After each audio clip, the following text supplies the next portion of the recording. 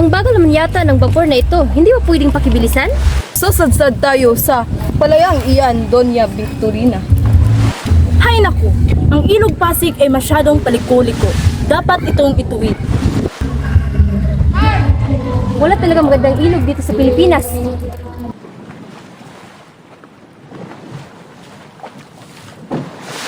Dali lamang iyan.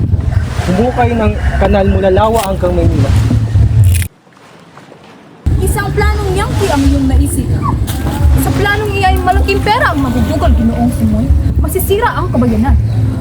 Sumira, gamitin ang mga bilanggo upang walang pera ang gugugulin.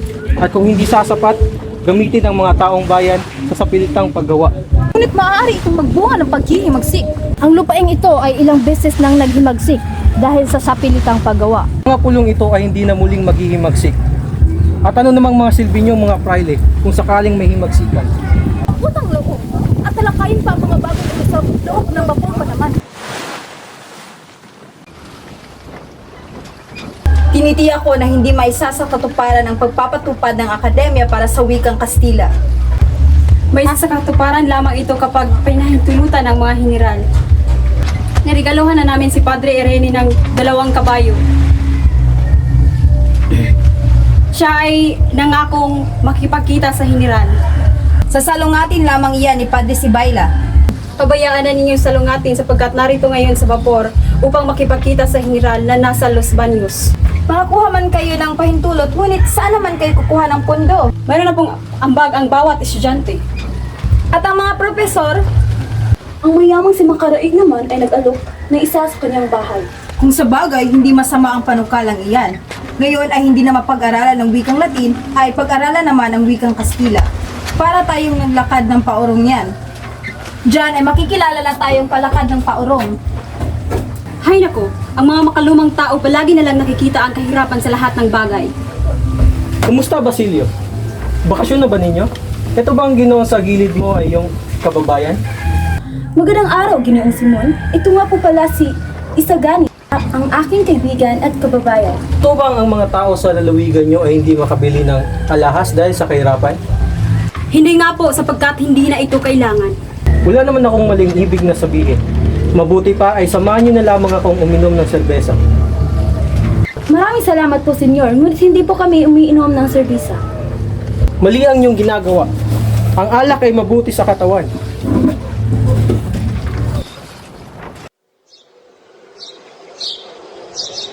Alam mo anak, sa susunod na karaon ay maaari ka nang magsuot ng saya.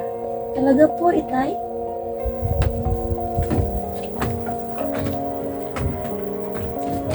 Telesporo, mabuti at narito ka. Magandang araw, Padre. Anong may paglilingkod ko sa inyo? Kailangan mo magbayad ng buwis, 200 piso. Sinasabi mo bang magbabayad ako ng renta sa sarili kong lupa? Sapagkat nagkamali kayo sa pagbayad ng buwis sa loob ng 13 taon. Ngunit, nililimusan ko ang mga pulubi upang maibsan ang kanilang pamimerwisyo. At ngayon, abay hindi nila ako mapipilit. Ito'y naiiba dahil sa iyong pagpababaya. Ibig sabihin lang nito, wala kang karapatan sa sarili mong lupa. Dati napakalit lamang yan. Ngunit ngayon 2,000 piso na? Abay napakalaki naman yan. Lalaban ako! Itay! Hulihin niyo yan at gawing kawal!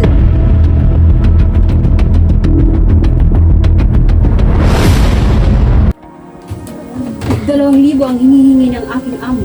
Kung hindi, mamamatay ang iyong kapatid.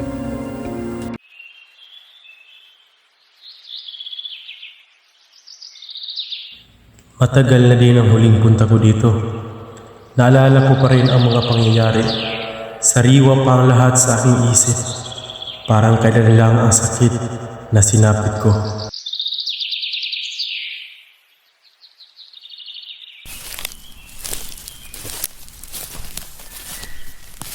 Ginoo, maaari ko ba kayong tulungan? Anong ginagawa mo dito sa gubat? Kung iyong naalala, lumipas ang 13 taon, dito mismo sa pook na ito, una tayong nagkakilala. At sino naman ako sa tingin mo? Isang taong ipagpapalagay kong dakila. Isang tao na alam ng lahat maliban sa akin na patay na. na ang iyong kamatayan ay lubos kong dinaramdam. Isang napakalaking lihim ang iyong nalalaman. Isang lihim na maaari mong ikamatay. Di mo ba naiisip yon? Oo, narito ako. 13 taon nang nakakalipas. Upang dakilain ang yumaong kong kaibigan na ipinaglaban ang mga Pilipino laban sa mga api. Ako ay nagbalik upang ipagpatuloy ang kanyang nasimulan. At hindi ko lubos maisip na ang lason ay patuloy na palang kumalat sa lipunan. At ang mga kabataan, walang ginawa kundi sumunod, magpaalipin, at hindi napapakinggan. Nagkakamali ka, Ginoong Simon. Kung hindi nag-aaral ang mga kabataan sa wikang Kastila, ay hindi tayo papakinggan ng pamahalaan. Ang wikang ito ang tuluyang nagbubuklod sa ating mga Pilipino. Isang pagkakamali. Ang wikang ito ay hindi kailanman magiging wikang pambansa. Aanin natin ang wikang ito.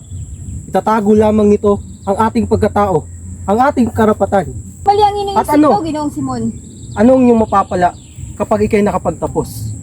Makikita mo bang malaya ang iyong bayan? Hahayaan mo bang mabulok ang bangkay ng iyong ina, kapatid, sa lupaing ito? Pero ano bang gusto mong gawin ko? Isa lamang kong hamak na estudyante. Gusto mo bang hukayin ko ang libingan ng aking ina at iharap sa hukuman at kung sino-sino lamang ang Kastilang pagbibintangan? At ngayon, nalaman mo ang isang lihim na ikakasawi ko. At ngayon, nasa kamay mo ang buong buhay ko, Basilio. Tayo ay nabibilang sa mga taong uhaw sa katuwiran. Kaya tulungan mo kong pabagsakin ang pamahalaan. Pag-iisipan ko muna, Ginoong Simon.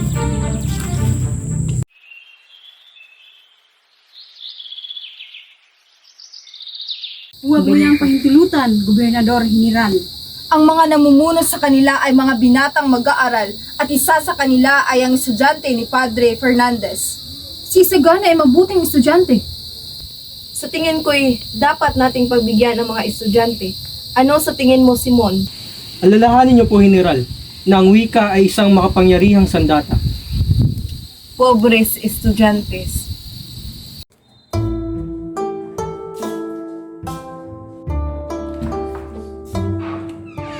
Anong Ryoga? Kamusta? Pero Simeon, mahirap aking negosyo. Mahirap? Iniligtas kita sa maraming opisyal na nanghihingi sa iyo ng pera.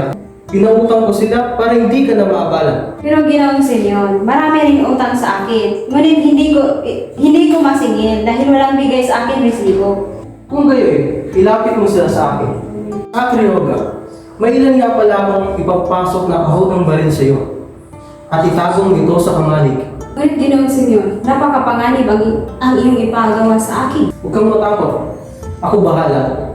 Naintindihan mo ba yun, Quiroga? Oh, siya. Ikaw na bahala niyan, ha? Basta hindi ako sasabi. Nahuli na naman si Dante ng kanyang asawa.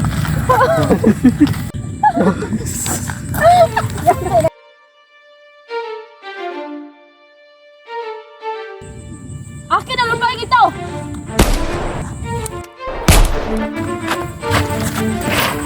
Upo!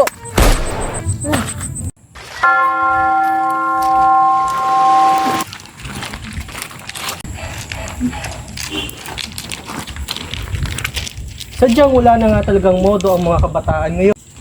Paumanhin, Ginoo. Di ba't ikaw ang dahilan kung bakit hindi natupad ang pagtatag namin ng Akademyang Wikang Kastila? Oo, ako nga. At dapat niyong pasalamatan. Anong pasalamatan? Dahil sa iyong ginawa, mauudlot ang pag-unlad ng Pilipinas ng 100 taon. Isang malaking kamalian. Anong balak niyong gawin? Patayin ang inyong katauhan? Ipaubaya ang inyong utak sa iba? Lalo lang kayong magiging pilay at pipi niyan.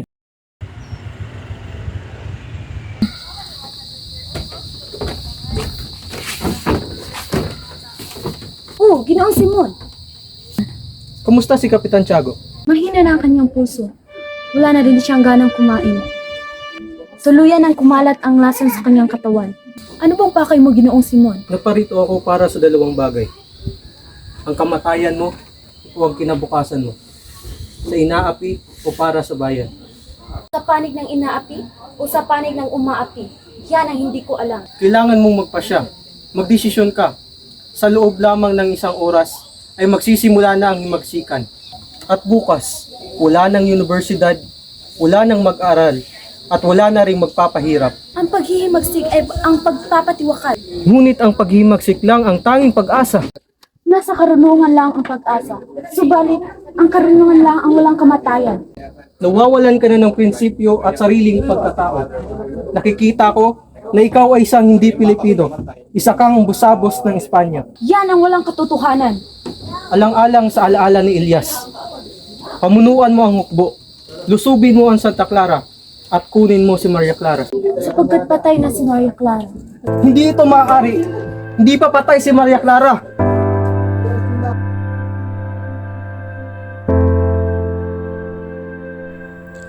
Namatay siya na hindi man lamang alam na ako'y nagbalik.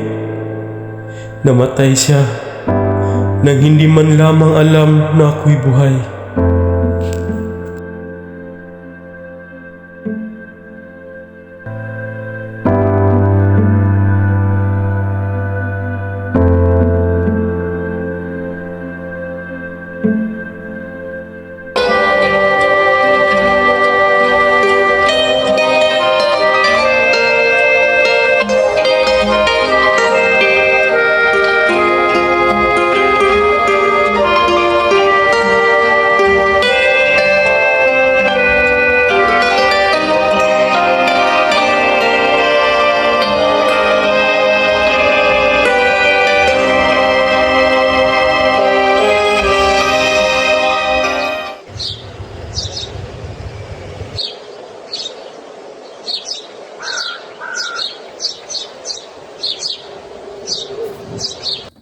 Krisostomo, Ibarra. Oo, ako nga. 13 taon akong naghintay, umasa, na may tutuwid ko ang iyong pagkakamali. Ipinakasal mo si Maria Clara sa dayuhan at wala kang karapatan diktahan ang kanyang buhay. Anak ko si Maria Clara. Hindi mo anak si Maria Clara. Anong ibig mong sabihin? Anak siya ni Padre Damaso.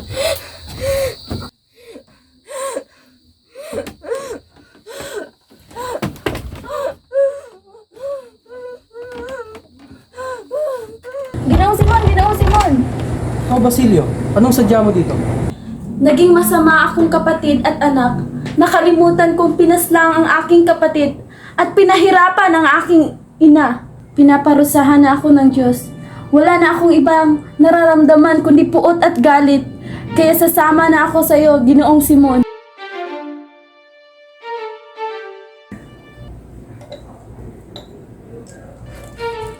Sandali, dinamita ba yan? Oo. Ngunit hindi ito isang dinamita lang. Naglalaman ito ng mga damdaming pinigkis. Mga kasawiang may ambak at mga pangaati. Ngayong gabi, mapaparusahan ang mga nagtatagong makasalanan. Anong ibig mong sabihin? Sa makalawa, ikakasal ang anak ni Don Pilaes at sa gabi ay magkakaroon ng kapistahan. Ang lamparang ito ay magbibigay ng liwanag. Ngunit pansamantala, sa oras na ayusin ang nitsa, boom! Makakarinig ng pagsabog ang Pilipinas. Ano ang aking gagawin, Ginoong Simon? Pamunuan mo ang iba. Dalhin mo sila sa bahay ni Quiroga. Nakaimbak doon ang mga baril at pulbura. Makakarinig sila ng pagsabog at yun ang magiging hudyat. Ang mga mistiso, Indio, Pinchek at Kastila ay masasawi. Kaya mag-ingat ka, Basilio. Mag-ingat ka rin, Ginoong Simon.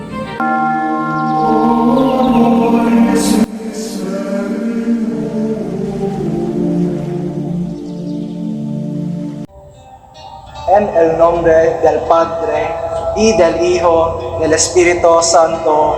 Amen.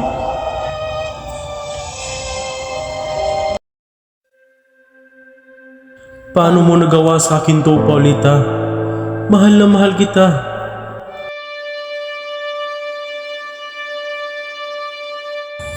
Ginoong Simon, mabuti naman nakarating kayo. Halina't samahan niyo kami sa pagkainan. Hindi na maaari. Nandito lamang ako para ibigay ang regalo sa bagong kasal. Hindi ka ba talaga sasama sa pagkainan? Hindi na, sapagkat mayroon pa akong importanteng lalakarin. Huwag kang mag-alala, Basilio. Huwag kang mag-alala. Titiyakin kong maging maayos din ang lahat. Uy, Sagani, saan ka papunta? Pupuntahan ko si Paulita. Sandali, huwag ka nang tumuloy. Kailangan siyang makausap. Huwag ka nang tumuloy, sapagkat merong sasabog na dinamita doon. Ngunit iba na siya bukas. Isagani, binalaan na kita kaibigan, ngunit ayaw mong sumunod. Naway pagpalain ka na lang ng Diyos. Parang iyan ay isang dinamita. Ang lamparang iyon ay galing kay Simon. Ano kaya ang kaugnayan nito kay Ibarra?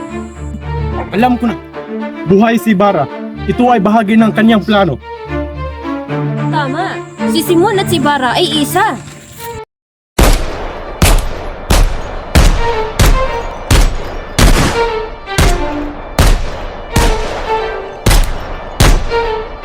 Junior Simon, masamang balita, hindi natuloy ang pagsabog dahil itinapon ni Isagani ang lampara sa ilog. Isang traitor. Sige na, iligtas mo yung sarili.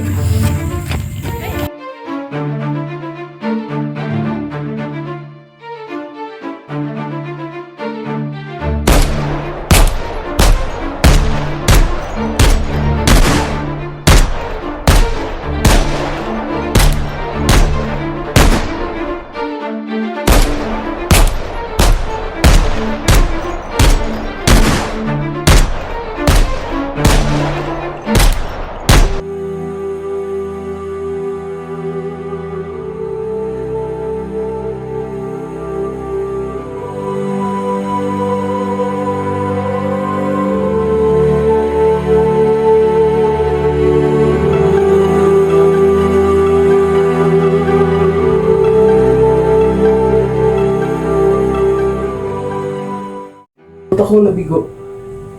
Ba't ako pinaparusahan ng ganito?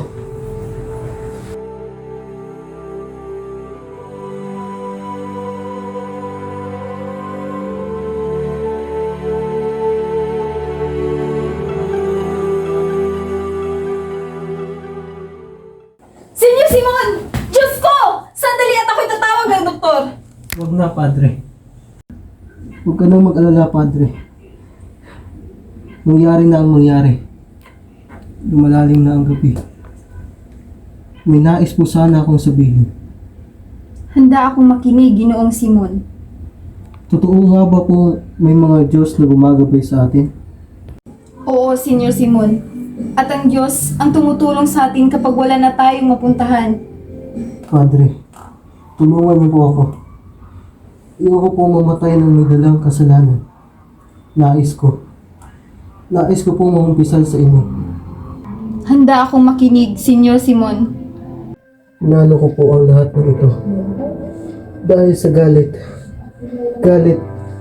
ko sa mundo noon. Ako ay nagbalik upang magiganti sa mga taong umapi sa akin. Diyos ko, patawarin ka sana ng Diyos. Anak, palagi mong tatandaan na ang buhay ay hindi puro masaya. Minsan, kailangan mo makaranas ng lungkot upang ikaw ay matuto. At ang kasamaan ay walang magandang maidulot, kundi magdudulot lamang ito ng isa pang kasamaan. Ngunit, ang hindi ko maintindihan, ba't ako ang pinaparusahan? Hindi yan parusa, anak. Iyan ay isang pagsubok lamang. Pagsubok na kailangan mong malampasan. Hindi ka bibigyan ng Diyos ng mga pagsubok na alam niyang hindi mo kayang labanan. Naintindihan ng Diyos kung bakit mo nagawa ang mga bagay na iyan dahil ikaw lamang ay naipit sa puot at galit nararamdaman mo dyan sa iyong puso. Palagi mong isaisip at isa puso na ang mga pangyayari mo sa buhay ay kailangan na may mapupulot kang mga aral. Salamat, Padre. At ngayon, mamamatay na akong payapa.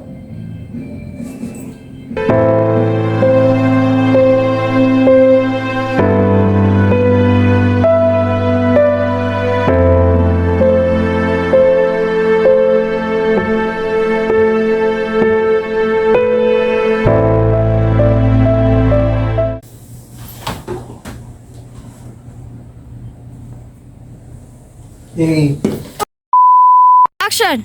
Isagani! Binalaan na kita kaibigan. Naway... Ay, bugot! Action! Aanin natin ang wikang ito. Itatago lamang ng wikang... Ay. Ay. You ready? Ready.